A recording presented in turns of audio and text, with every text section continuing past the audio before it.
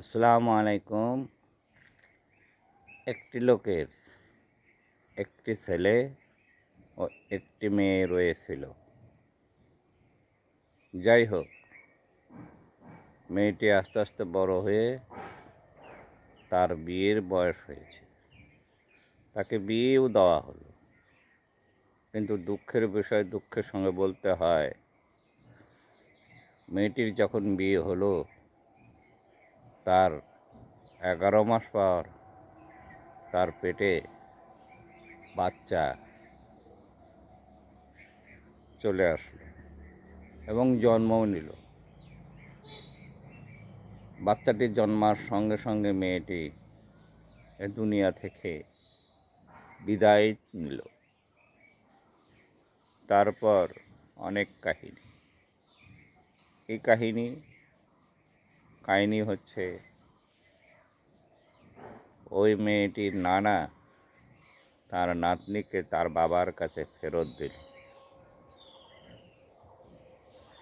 ফেরত দেওয়ার পর সেই নাতনিকে কখনো দেখতে যায় না এবং কোনো আত্মীয় স্বজনের বাসায় নিয়ে আসে না।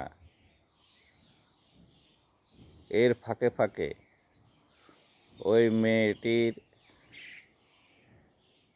কিছু প্রেক্ষাপট রয়েছে, যেমন ওই নানার অনেক সম্পত্তি আছে।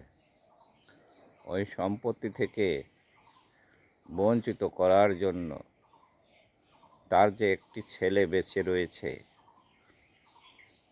ওই নাতনির ভয়ে তার ছেলেটিকে আস্তে আস্তে করে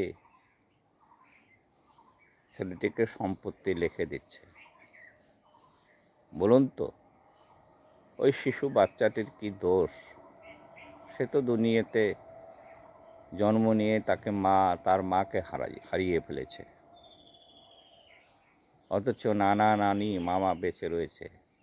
এরা সবাই মিলে তার হক মেরে দিচ্ছে। কেন? সে তার মায়ের অংশ পাবে। এই জন্য তার নানা তার ওই একমাত্র ছেলেকে জমি লিখে দিচ্ছে। তাই বলছি, এই ধরনের কাজ এই দুনিয়াতে ভাইরে কেউ করবেন না। কারণ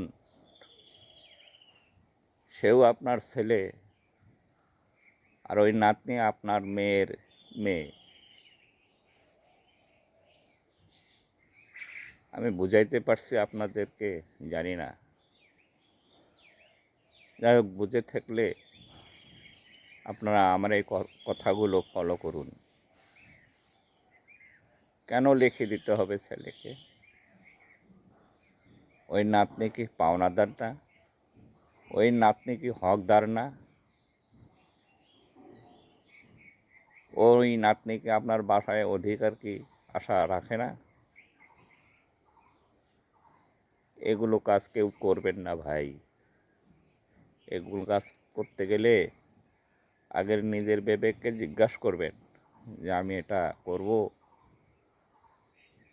2-4 জন বন্ধু বান্ধবের সঙ্গে আলোচনা করবেন, বা ভালো আলেমের সঙ্গে আলোচনা করবেন যে আমি এটা করব, আমার আগামী ভবিষ্যৎ আমার কি হবে, মৃত্যুর পর আমার কি হবে, আমি জাহান্নামে যাব না জান্নাতে যাব। তাই বলছি, এইসব কাজ থেকে বিরত থাকুন। এইসব কাজ থেকে বিরত থাকুন। এইসব কাজ মোটেই কখনো ভালো হয় না, মোটেই কখনো ভালো হয় না। যে ভালো কাজ করে, প্রত্যেকটা মানুষের হৃদয়ে ওই ভালো কাজটির প্রশংসা থাকে। খারাপ কাজের প্রশংসা হয় না। খারাপ কাজ দ্রুত গুয়ের মতো দুর্গন্ধ ছড়িয়ে যায়, আর ভালো কাজের কথাটা মনে মনে গেঁথে যায়, এটা প্রকাশ পায় না। প্রকাশ খুব কম হয়। ভালোটায় ছড়ায় না, খারাপটা ছড়িয়ে যায়।